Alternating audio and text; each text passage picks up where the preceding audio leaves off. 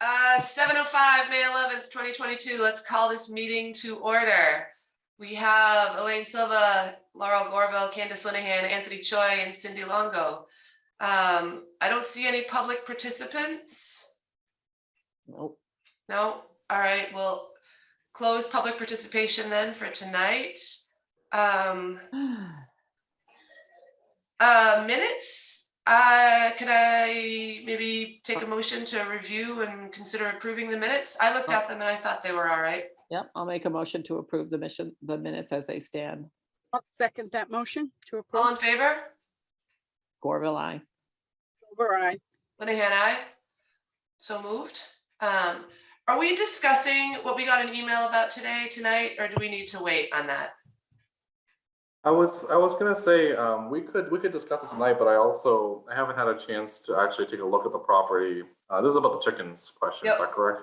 I haven't had a chance to take a look. I don't know what the specifications are, and I think does seem like Cindy mentioned. It's clear that if this is to be approved, they need a variance. Yeah, they're going to be requesting a variance. Yep. The coop is less than 50 feet from their structure and the abutters. So I think. Yeah. Do you need to go out there? Does someone need to go out there? Yeah, I think it would be appropriate for me to go at least to take a look and see what the conditions are. I mean, we can see it on paper, but I want to see what the distance is from the neighbors and make sure that everybody has signed off. Yeah, maybe figure out which of the neighbors is the one who is hesitant to sign. That might give us an idea. But I was thinking that person maybe deserves the opportunity to be here. Actually, and I was going through, but we can talk about past and new regs in general, or at least start looking and of note, abutters need an opportunity of time, like per the reg. So, were they notified, Cindy? Did this person mention that they did notify their abutters, right? So that's good. And everybody was all good, but one neighbor. Mm-hmm. I wonder if that was the person that spoke up previously. You were thinking maybe? No, I don't believe he or she has said anything. Did they had a permit previously from us? Or no, didn't get it? They weren't aware they needed a permit. They did get chickens a couple years ago, she said, before COVID, and wasn't aware. And I researched it because it did sound like familiar to me, because we did get a call about chickens with no permit. So she didn't know, and she got rid of them, is what she said. And here she is a couple of years later looking to see if she can get, go through the proper process and get the permit. She just didn't know. Cindy, do you have any idea how many permits we have out there? For animals? For chickens, backyard chickens. Yep, most of our animal permits are for chickens. We only have one goat permit. And I think we have maybe 15. It's a budding, it's cool. We have a lot up here in Maine. But I don't know. I think it's a cool.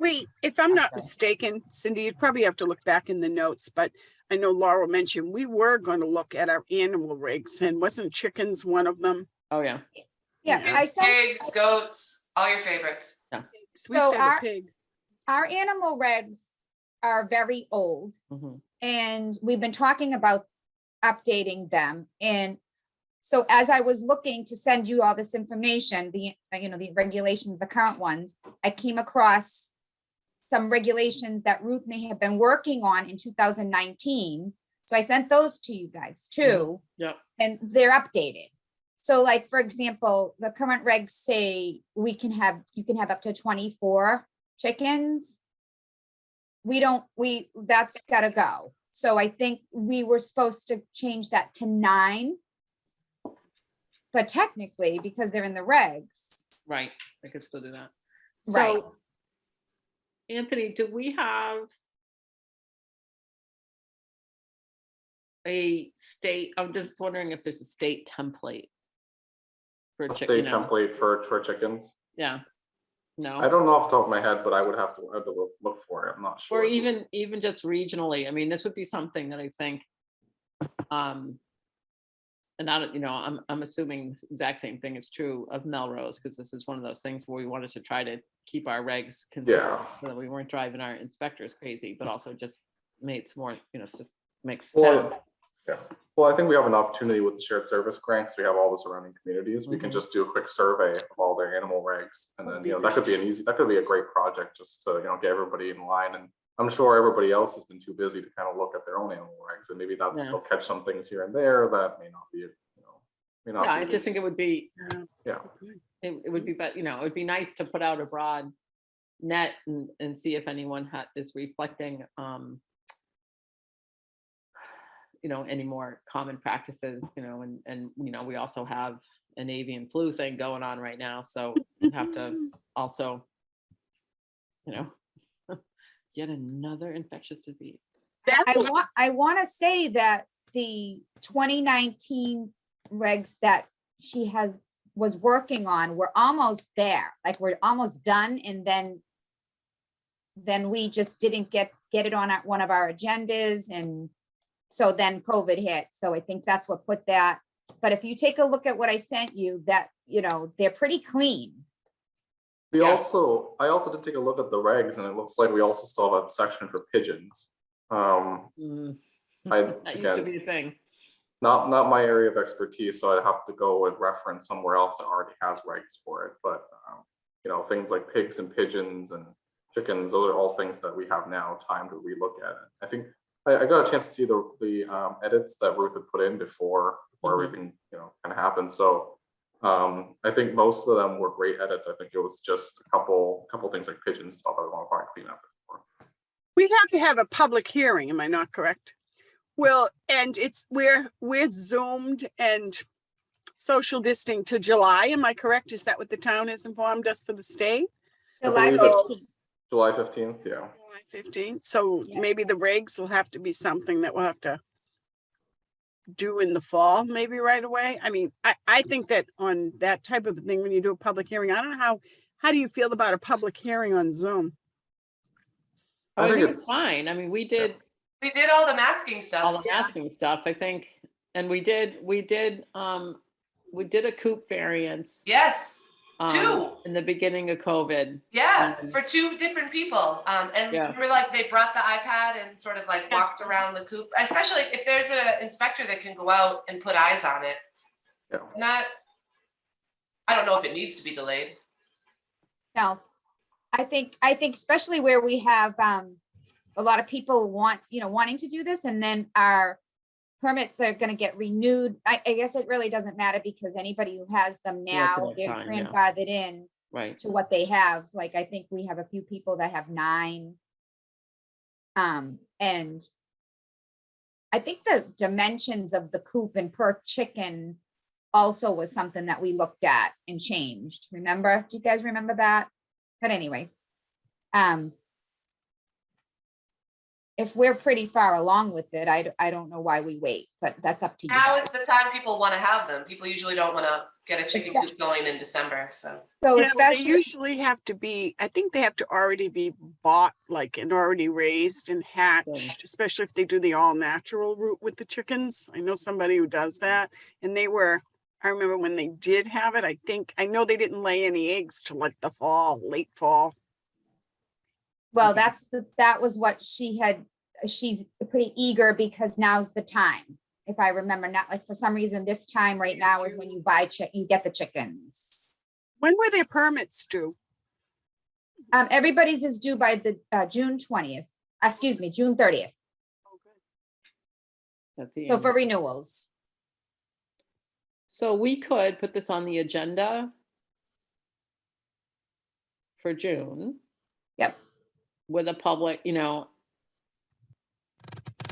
can we put out the draft regs is that enough for the public meeting, or because then we usually take input from the public in case we have to change them. So we could go ahead, neaten things up a little bit, put out proposed regulation changes for animals.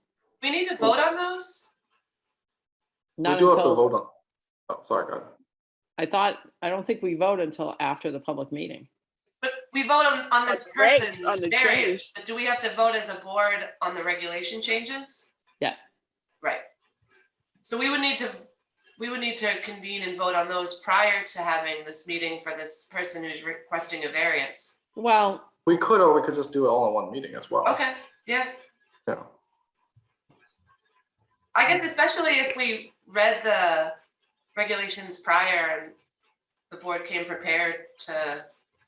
well, so think about this, like their variance is true for the old version or the current version and the new version, just in distance, right? Not in number of hens. So I think as long as, there are no big outlandish surprises, like, no matter what, this much distance has to be made, the site visit needs to be made. And then I think we need to propagate the new rules as they come in, but they're common sense changes, so they should not be a hardship. They're just timely. Maybe clean up the regs. We can read them prior to our next meeting and then invite this person requesting a variance. And do we need to make the abutter aware too, or we just post it publicly, or? Yeah. Okay. Cindy's got the process down. All right.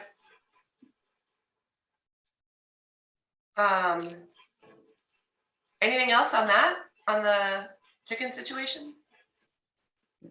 Anthony, do you want to give your health director's report then? Sure. Gonna keep it short and sweet. So we have two major things coming up. We have town meeting on Monday. It'll be important, so our budget's gonna be up for consideration, just like the rest of the town's departments. But it'll be interesting to see, how people feel about having a social service coordinator, having all these new positions. I think it'll be really beneficial for the town to hear about that as well there. So it'll be good. Whoever can make it, that would be great. Candace can't. We'll be on Zoom with you. It's okay, I'll be there. I'll test Monday. Are you being asked to present?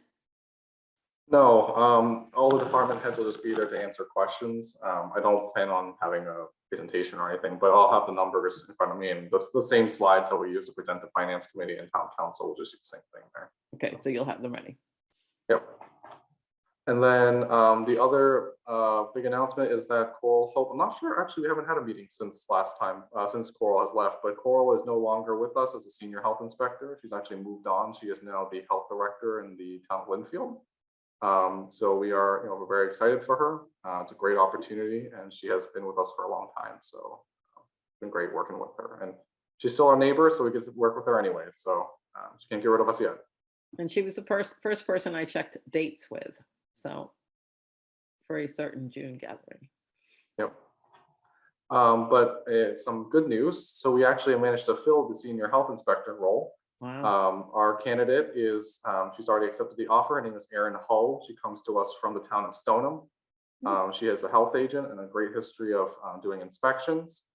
And she is, I see the face, Elaine.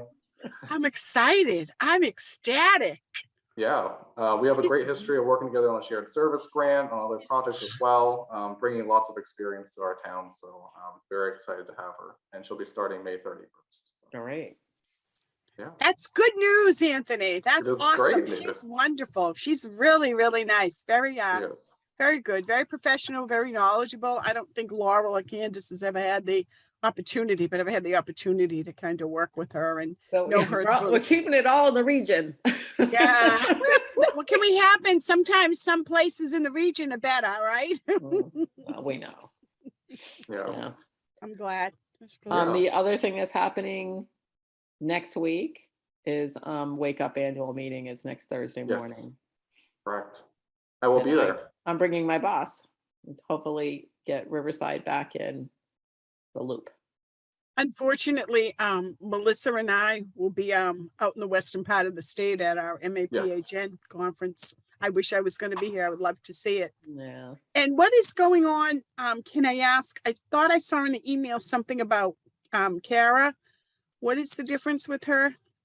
Yeah, so Kara Showers has officially moved into a part-time role, but strictly in Melrose. She is our new prevention and wellness coordinator in the city of Melrose. So the position that she used to be in the DFC grant managed by Catherine, that position is now vacant. And so we're looking to see whether or not that position is going to stay the same, or we're going to change a few things to accommodate more of a school-focused role. But that position is now open for the year 9 of the grant. Okay. And that's all I had.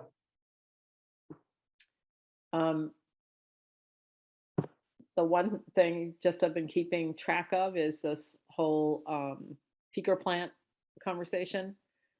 So I spoke to a WMGLD member to try to clarify whether or not, what our letter to the government essentially, how it served and how we can work together as a group. So they're voting tonight, but it's very convoluted. They made a deal a long time ago to buy the energy and be part of this thing. So it's very hard to extract themselves. And tonight I may pop onto their meeting just to listen. But what's good about what we did, regardless of what our light department does, is when entities such as boards of health push back on some of these projects, then sometimes concessions are made.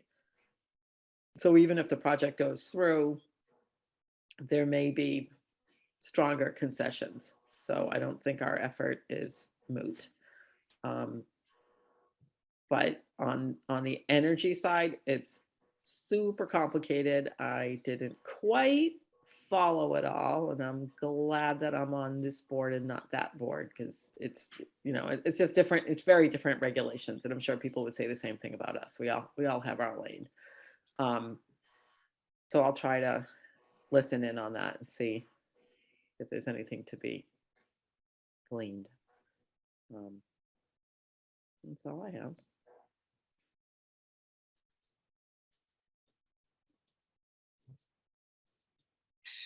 Did we talk about a next meeting? I didn't have anything else to share. Elaine, anything else you wanted to talk about? No, just still doing some doing Maven training and some vaccine training, and keeping track and covering for Melissa when she's not here. And I'm gonna take her with me next week. Sorry, guys. Can't wait till she can get there. So June 15th would be the next? That's fine with me, Elaine. Yeah, that's relay week, but that's okay. I can do it. So relay is happening? Yes, we are in person Friday, June 17th to Saturday, June 18th. Wow. Doing my things, gonna have masks and everything be social distancing. It's a few people. It'll be great. I know with this current, what we call surge, so to speak, but it's nice. A lot of survivors are actually looking forward to the fact that they can celebrate that they're still here. And we are too. This is our 23rd year, and we do have survivors that are over 23 years that have started our relay with us and are still here with us. And we're very, very proud of that. So that's great. Wow. Come by, everyone, if you can, please. I know. God bless you. That is something. Is Stay it up all night. Can I call you guys? Are you up? Sure. Are you up at the Vogue? Yeah, we're at the Vogue this year. Opening ceremony is at 6. So Okay, I'll write that down. Oh, okay. Would be nice to see you. Yep. All right. So we'll all be back and healthy on the 15th. We haven't heard about any Wakefield neighborhood stuff, like Festival by the Lake or any of that? Is any of that happening? Yes. Yeah, it's scheduled, yeah. Yep. When's the- Festival by the Lakes, June 11th, rain date's the 12th.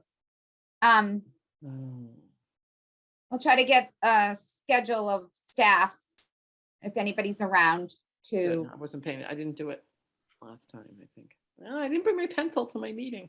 Where am I? Hold on, I have to go to my other office. Yeah. What about, when does farmers market start? Do you know, Cindy? June 18th. June 18th? Okay, thank Yep. you. You're welcome.